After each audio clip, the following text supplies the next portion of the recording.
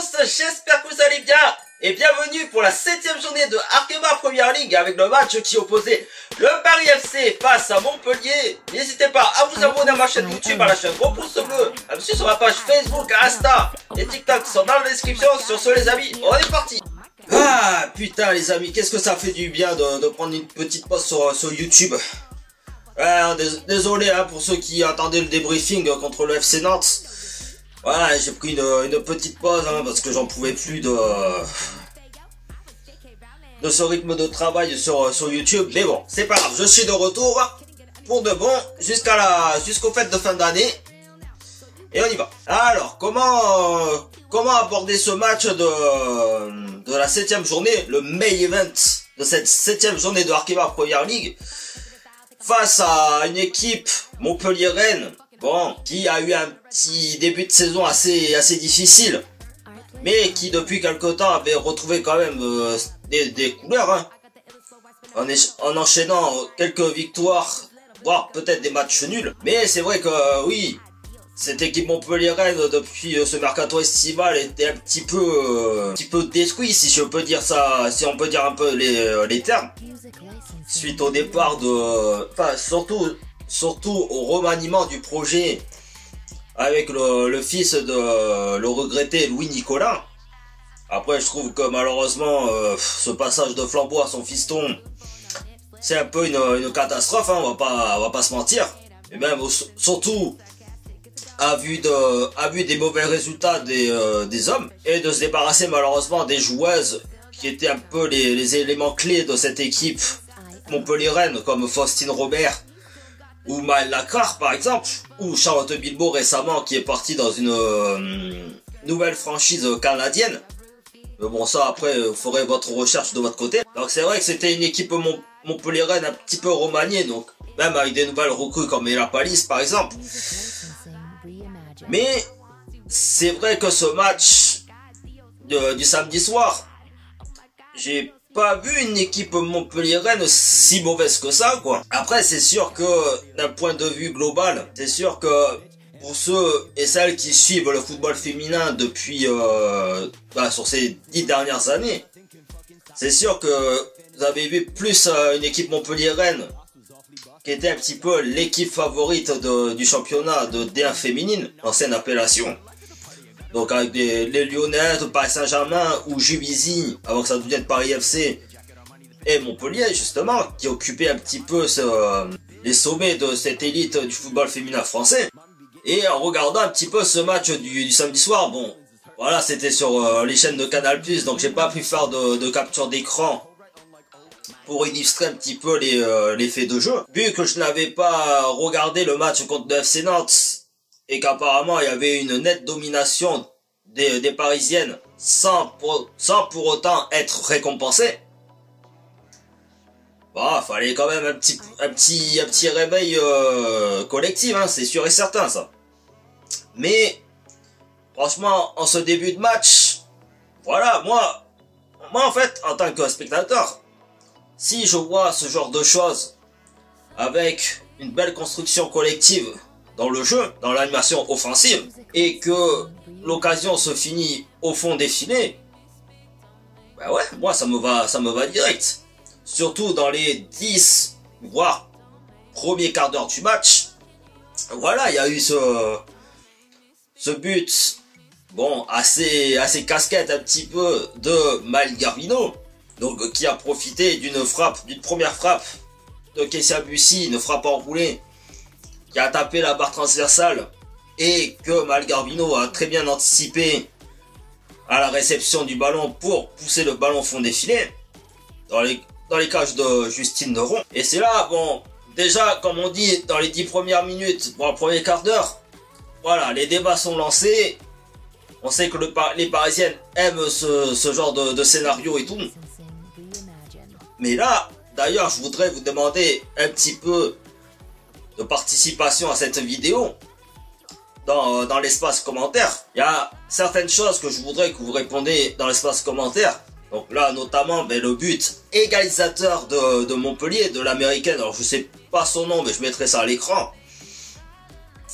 Pour moi même si c'était l'inverse, justement, l'inverse qui se produisait sur Justine Neron, je vous avouerai direct que pour moi le but aurait été refusé.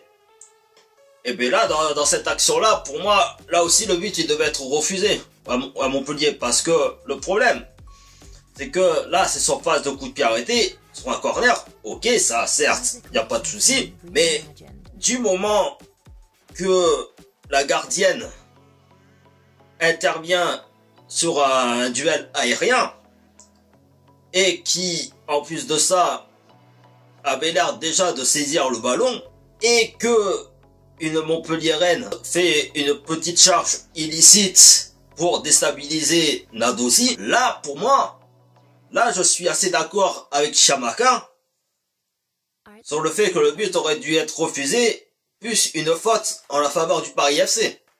Et comme je dis, même à l'inverse, si c'était Justine Neron qui aurait subi la faute, j'aurais été d'accord pour que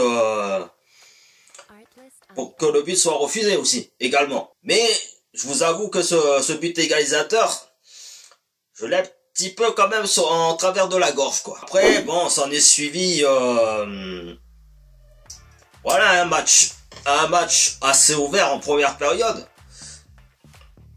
Parce que justement, on avait une équipe du Paris FC, bon, qui malgré ce petit match nul contre le FC Nantes la saison dernière, la journée précédente était un peu frustrante, donc on a eu un beau jeu collectif. Mais Montpellier non plus n'a pas démérité dans cette première période, parce qu'on savait qu'elles aimaient bien ce genre de confrontation, donc je pense que les Parisiennes savaient d'ores et déjà que ça allait être très compliqué de les déstabiliser, quoi. Parce que après, à la demi-heure de jeu, alors là aussi, justement, dites-moi en commentaire si pour vous c'est Kessia Bussi qui a marqué le but avec sa frappe enroulée, ou si avec la trajectoire de la frappe ça a effleuré la tête de Clara Matteo. Donc dites-moi un petit peu en commentaire ce que vous en pensez. Mais moi je pense qu'il y a eu, on va dire, une légère petite touche de Clara Matteo à la conclusion, je pense. Je pense, hein, mais après, si c'est officiellement Kessia Bussi, bravo à elle, hein, bien entendu. Ça fait toujours plaisir de l'avoir marqué. Et après, en deuxième période, donc toujours les mêmes 22 actrices du coup d'envoi, avec aucun changement, enfin quelques petits changements chez les Montpelliéraines, mais pas pour les Parisiennes. Où là, voilà, on retrouve un petit peu les mêmes mécaniques un peu de cette première période. C'est-à-dire un match assez ouvert, avec une domination plus parisienne que montpelliéraine. Mais justement, sur le but qui a mené l'égalisation de Montpellier à 2 buts partout, ben là encore une fois, c'est des genres de situations qui est un peu piégeux pour tout joueur de foot ou joueuse de foot qui se respecte. Parce que on sait pas si finalement c'est un centre-tir ou si c'est un centre. Mais en tout cas, voilà, la joueuse, elle a bien vu que Nadossi, une nouvelle fois, fait l'erreur d'être un petit peu avancé de sa ligne de but. Et en plus, de vraiment tenter le diable dans cet angle fermé, franchement, ça a surpris tout le monde, quoi.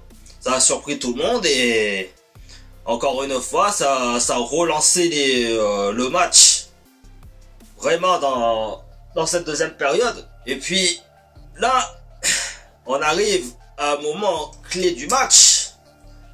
Donc c'est vers après l'heure de jeu. Donc avec des changements qui pour moi ont été vraiment bénéfiques, surtout avec l'entrée de Julie Dufour. Et franchement les amis, dans l'espace commentaire, dites-moi si vraiment Julie Dufour, depuis son arrivée en 2023 au Paris FC, et que en plus son contrat arrive à la fin de la saison, enfin son contrat prend fin à la fin de la saison régulière, voire phase finale si elle consolide leur 3e place, est-ce que c'est une joueuse qui a le mérite d'être prolongé. Que ce soit pour une saison, 2 saisons, 3 saisons supplémentaires. Dites-moi d'ailleurs, dites-moi dans l'espace commentaire, je serais curieux de savoir un petit peu votre opinion là-dessus. Mais si je devais donner des arguments, pour moi, Julie Dufour, pour moi, ça a été, de ma passion pour le football féminin. Pour moi, elle fait partie des joueuses qui ont vraiment eu une évolution grandissante, quoi. Parce que je me souviens que quand elle est arrivée au Girondins de Bordeaux, vu que c'était le club que je suivais l'année dernière et même durant ces 9 dernières années, c'est vrai que Julie Dufour, bon, c'était une jeune joueuse qui provenait du club des Lilloises, le LOSC. Alors, c'est vrai qu'on a essayé un petit peu de la faire jouer sur différents postes, à la fois offensif ou défensif. Mais j'avoue que défensivement, c'était pas gagné. Je me rappelle, surtout quand elle était aux côtés de FPRIC, où c'était pas forcément gagné, malgré l'expérience de FPRIC que je respecte beaucoup. Mais dès que les entraîneurs de Bordeaux ont exploité justement son jeu dans le couloir gauche, ou couloir droit, ça dépendait un petit peu les schémas tactiques, ben c'est là où on a vu vraiment le vrai visage de Julie Dufour, quoi. Tant pour sa vitesse, et même techniquement, elle est juste vraiment au top, quoi. Après, je vous avoue que voilà, en 2023, ça m'a un peu fait chier qu'elle parte des Girondins de Bordeaux. Mais au final, aujourd'hui, en 2024-2025, je me dis que c'est un mal pour un bien, finalement. Parce que, déjà, comme je dis, elle a une évolution vraiment incroyable. En plus, elle est appelée régulièrement en équipe de France, ce qui fait énormément plaisir. Donc franchement, je vois pas quels seraient les contre-arguments qui pourraient ne pas la convaincre de prolonger son aventure au Paris FC, quoi.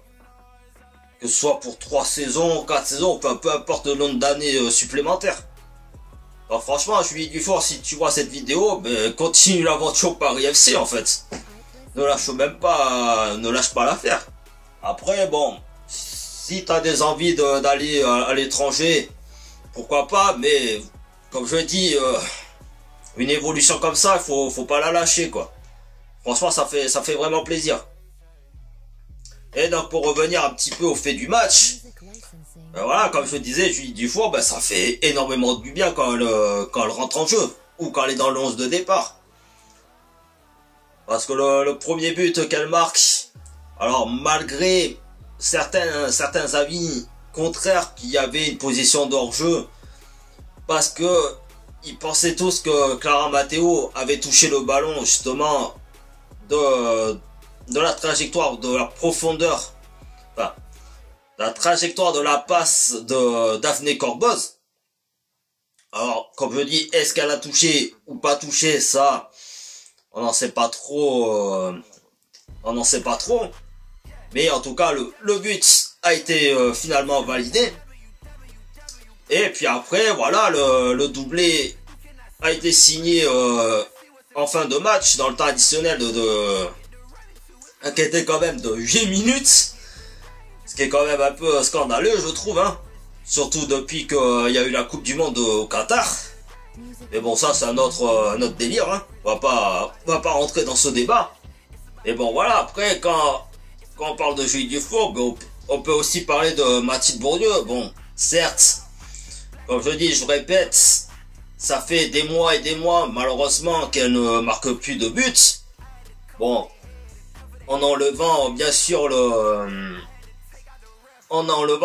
la Ligue des Champions, où elle avait marqué un coup du chapeau contre le First Vienne.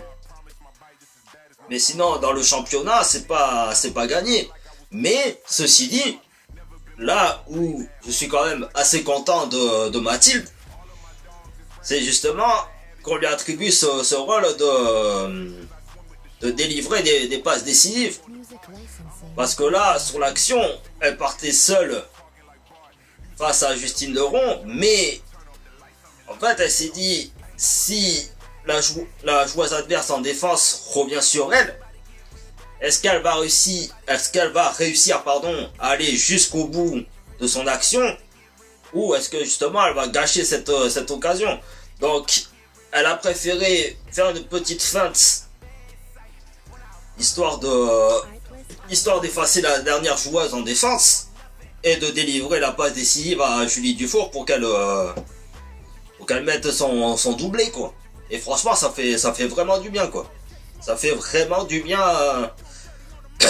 surtout après deux matchs nuls, dont un qui a été exceptionnel contre l'Olympique Lyonnais, même si elles ont été largement dominées, hein, on va pas revenir là-dessus. Mais voilà, pour moi, Julie Dufour, c'est la joueuse à conserver pendant un minimum 5 ans, quoi. Pendant un minimum de 5 saisons au Paris FC. Ça, c'est sûr et certain, quoi. Et donc, voilà, après, bon. C'est vrai que, comme je dis, cette équipe montpelliéraine n'a pas démérité dans ce match, hein, bien sûr. Avec ses 2 buts marqués, qui auraient pu les relancer, justement, pour aller chercher cette remontada, histoire de ramener le point du match nul à l'extérieur. Mais bon, ça n'a pas suffi. Mais je pense néanmoins que cette équipe, malgré, comme je le disais tout à l'heure, un début de saison assez compliqué,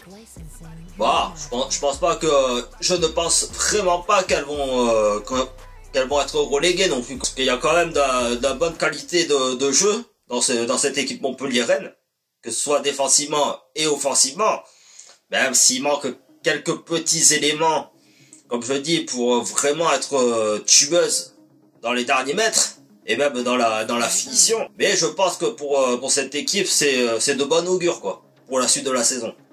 Donc voilà, en fait, hein, sur ce match du samedi soir, ça a été un match assez correct, avec une victoire qui fait vraiment du bien. Parce que faut quand même dire qu'au classement général, il y a quand même une équipe surprenante qui est le DFCO Dijon, qui malgré un début de saison assez compliqué, et bien sont quand même coude à coude avec le Paris FC, hein, au classement général. Et malgré la situation qui je pense va entrer un petit peu dans les têtes des Dijonnaises, et qui fait vraiment pas plaisir, surtout que voilà, moi en tant que supporter des Girondins de Bordeaux de base, on a vécu ça l'année dernière, donc voilà, hein, je sais ce que c'est, hein. Malheureusement, quand on a un président qui en a rien à branler du projet féminin et qui préfère sauver les hommes qui sont au fin fond des abysses, ça fait vraiment mal au cul, quoi. Donc voilà, grand soutien aux joueuses dijonnaises, au staff et même aux bénévoles qui entourent ce club, cette section féminine.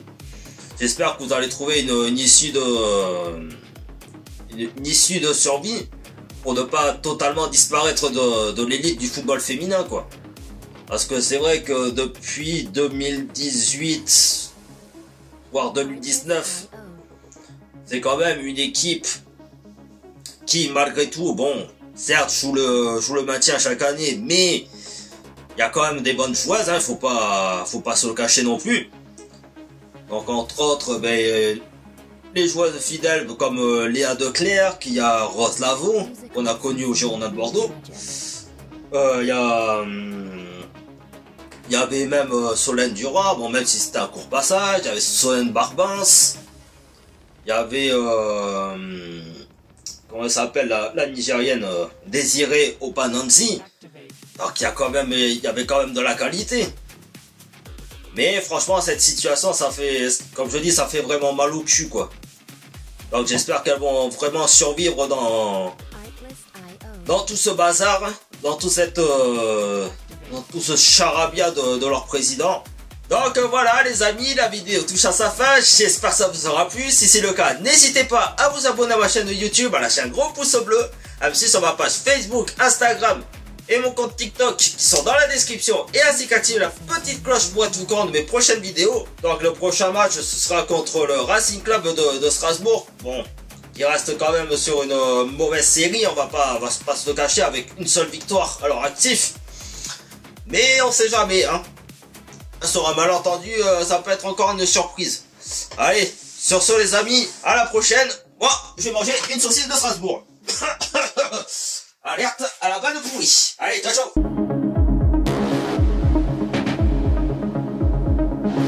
Artlist.io